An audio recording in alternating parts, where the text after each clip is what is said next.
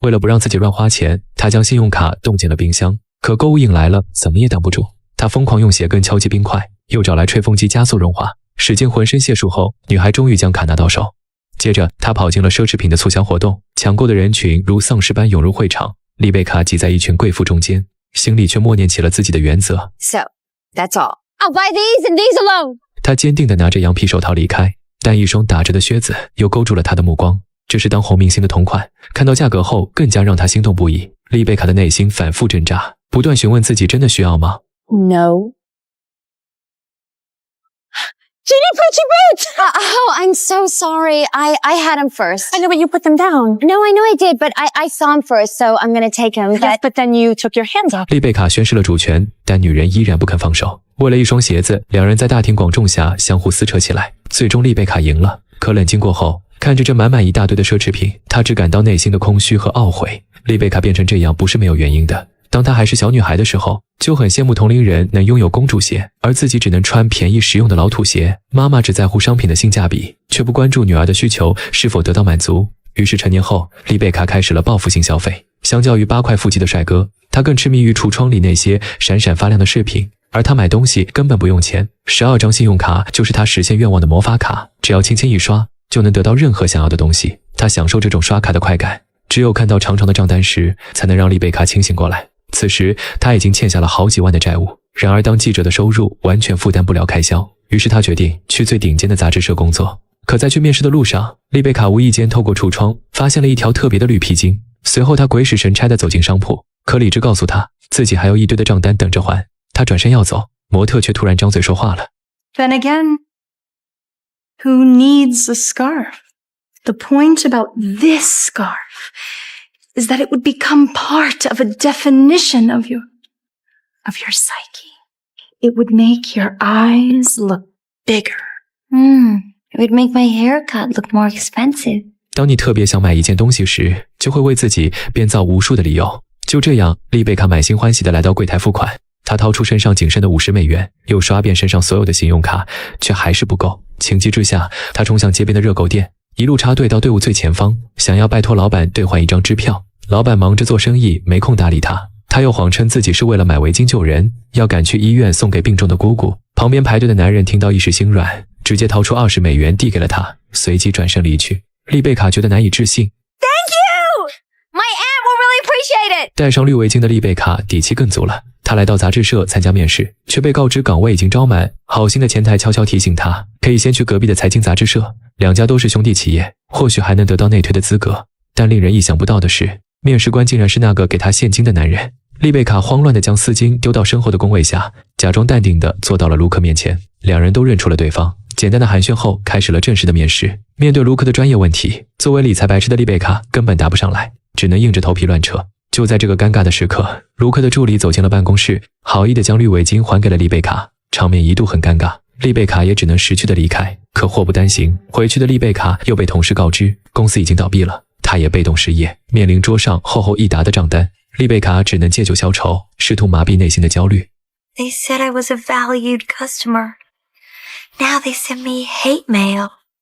为了尽快摆脱困境，闺蜜建议她给时尚杂志社写一封自荐信。丽贝卡本身就对时尚有着独特的理解，所以写起来也算得心应手。但她还不忘给卢克写了一封充满讽刺意味的信来出气。失业的丽贝卡和父母逛起了旧货市场。就在这时，她接到了卢克打来的电话。原来是他一不小心把2封信寄反了。卢克看后觉得他角度很独特，决定正式录用丽贝卡。就这样，花钱大手大脚的丽贝卡阴差阳错地去到了财经报社上班。入职的第1天，卢克就安排他写一篇金融利率的报道。毫无金融知识的丽贝卡根本写不出来。他正打算上网拼凑一篇来交差，却又被卢克发现。 Did you just type good angles on APRs into Google? 没办法，为了让丽贝卡找回写作灵感，卢克带她去听了一场金融讲座，手把手教她怎么写好一篇理财报道。她答应了卢克，在今晚3点前一定会交上让她满意的稿件。可一转头，丽贝卡就被飞来的促销广告吸引，瞬间投入到疯狂购物的快感中。然而满载而归的丽贝卡拿起身旁的羊绒大衣，才发现她费劲抢来的羊绒大衣也不过是廉价的聚酯纤维制成的。她渐渐开始反思自己的行为，这些奢侈品真的物有所值吗？于是她用购物狂的行为来解释投资，并以绿围巾小姐为名发表了文章。没想到这篇文章竟广受赞誉，杂志社也跟着知名度大增。就在丽贝卡还沉浸在大家的掌声中时，债主的电话却打到了公司。I'm really sorry, sir.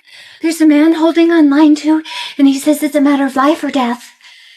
What's his name? Derek Smith. 丽贝卡的过激反应吓呆了在场的所有人。为了隐瞒真实情况，他谎称对面的债主是纠缠不休的前任，暂时打消了同事间的疑虑。为了不弄丢新找来的工作，丽贝卡只得向父母借钱还债。可话还没说出口，父母却兴奋地告诉他一个好消息：他们把存了一辈子的积蓄和养老金都拿来买了房车。We spent it! Every last cent! 而驱使他们做出这个决定的，正是他那篇文章。丽贝卡只觉得天塌了。不过他还要强打起精神，陪卢克来参加迈阿密的一个重要会议。因为丽贝卡的简历上写着精通芬兰语，卢克便安排他去接待芬兰的高管。可简历都是他胡编乱造的，他根本听不懂对方在讲什么。情急之下，他竟一巴掌甩在对方脸上，并说了句唯一会的芬兰语。Men like you are the reason I left Finland. 这大跌眼镜的神操作，竟无意间对上了高管的胃口。他就喜欢这种性格火辣的女孩。丽贝卡成了杂志社的红人，公司的销量也蹭蹭上涨，还为他拉来了许多广告赞助。可随着自己的知名度越来越高，丽贝卡却更加感到不安。他们受邀去参加时尚杂志的舞会，丽贝卡便带卢克去置办一身行头。本以为自己熟知服装的搭配，没想到对方却比他还要懂行。Actually, what I really need is a tuxedo, say 3 buttons, size 48 regular. A white dress shirt, I'll try the blue as well, and a black Vernice shoe in the size 10. 原来卢克是一个不折不扣的富二代，他的母亲正是隔壁时尚杂志的创办人。为了摆脱家族的光环，他才隐瞒身份来此创业。可面对卢克高贵的出身，丽贝卡却没有任何奉承的话，而是做出了中肯的评价。As an investment, you pretty much suck. What? You're a workaholic. You put in all these hours, but you don't reap the rewards. It goes into someone else's pocket. But you're a great editor.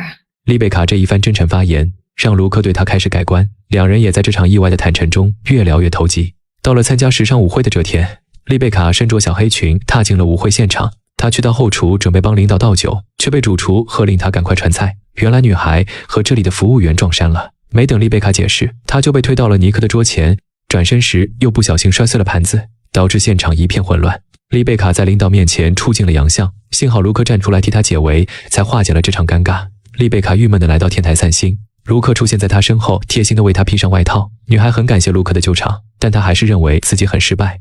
不过卢克却肯定了她的价值，在他的心中，丽贝卡是无可替代的。气氛烘托到这里，两人也情不自禁地相吻在一起，正式确认了恋人关系。丽贝卡收获爱情的同时，事业也发展得出奇顺利，因为她的文章通俗易懂，观点新奇，电视台也邀请丽贝卡来参加节目。为了在大众面前完美亮相，丽贝卡刷爆了信用卡，重金购买了件礼裙。接着闺蜜又拉她去试伴娘服，粉色的蓬蓬裙格外亮眼，但闺蜜却发现她又买了条新裙子。意识到丽贝卡还是没能戒掉购物欲，闺蜜便强制要求她去一趟戒断协会。丽贝卡只得带着2件裙子赶去。快走到门口时，她遇到了一个新来的戒断成员，为图方便，便拜托将裙子寄存在对方车里。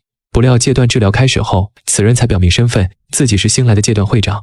丽贝卡的行为无疑是撞倒了枪口。会长为了杀鸡儆猴，他要求丽贝卡把衣服捐出去，而女孩只能眼睁睁地看着2件如此重要的衣服被人捐进了慈善店。等到戒断活动结束后，丽贝卡想要花钱赎回来，却被告知需要110美元，而她手里的钱顶多买下1件。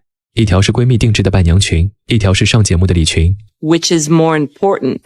在电视节目现场，丽贝卡穿着那条礼裙侃侃而谈，闺蜜也和男友守在电视机前观看。女孩新奇理财的观点收获了现场阵阵掌声，但一个男人的出现却戳穿了她的谎言。那人正是苦追多月的债主，他将丽贝卡为躲债编造的各种借口全部抖了出来。丽贝卡的公众形象毁于一旦，而卢克得知丽贝卡从一开始就在欺骗自己，他也失望地离开了。当你撒下一个谎时，就需要用无数的谎言去圆。丽贝卡含泪走回了家，但还好身边有闺蜜安慰自己，这本该是一个极其温馨的场面。然而下一秒，慈善店的疯婆子就推着一堆破烂走来，闺蜜一眼就认出了对方穿的正是自己精心挑选的伴娘服。这下好了，闺蜜也不再搭理她了。仅仅1天时间，她就搞砸了事业、爱情以及自己最珍贵的友谊。她得到了应有的惩罚。沉浸在悲伤中的丽贝卡回到了父母家里，看着女儿颓废的样子，父亲决定卖了房车为女儿还债，但丽贝卡却拒绝了。她不想父母总是为自己牺牲，她决定开一场拍卖会，处理掉自己所有的奢侈品。很快，消息就传遍大街小巷，卢克也得知了此事。随后大批的购物狂来到现场捡漏，看着曾经被珍爱的商品被一件件拍走，丽贝卡很是不舍，特别是那条独具意义的绿围巾，那是她成名后的象征符号。众人一轮又一轮的加价，最后以300美元的价格成交，这远超她当初买下它的价格。但即使有再多不舍，她还是将这条围巾交给了别人。等把全部东西卖掉后，她才发现自己竟花了这么多钱在购物上面。丽贝卡还清了所有现款，她赶到闺蜜的婚礼现场，穿着赎回来的伴娘服，闺蜜看着她祈求的眼神还是心软了，两姐妹也重归于好。丽贝卡为闺蜜幸福而高兴，但同时她也想到了自己的感情，心中不免有些落寞。她独自走在纽约的街头，当经过奢侈品店时，橱窗里的服装依旧充满着诱惑，丽贝卡却再也没有了之前的心动，她只是摇摇头，释然一笑，毕竟欲望永远都是填不满的。而就在这条路的尽头，她再次遇见了自己的爱人。这一次，她卸下了所有的伪装，以真实的面貌待人，而卢克则缓缓拿出了那条绿围巾。原来他深知这条围巾对丽贝卡的意义，故意找了2个女员工去参与拍卖。看见丽贝卡是真的改变了，卢克也选择原谅了她。相爱的两人重新走在了一起。经常会有人告诉我们，对自己好点，你值得拥有这个。就是在这样的潜移默化中，改变了我们的消费观和生活态度。我们是真的需要吗？还是一直在被外界裹挟？但到头来发现，这只不过是商家的营销圈套罢了。真正的强大从来不是你拥有了什么，而是源于你内心世界的丰满。物质的堆砌终会过时，唯有真诚的情感与自我成长，才是人生永不贬值的财富。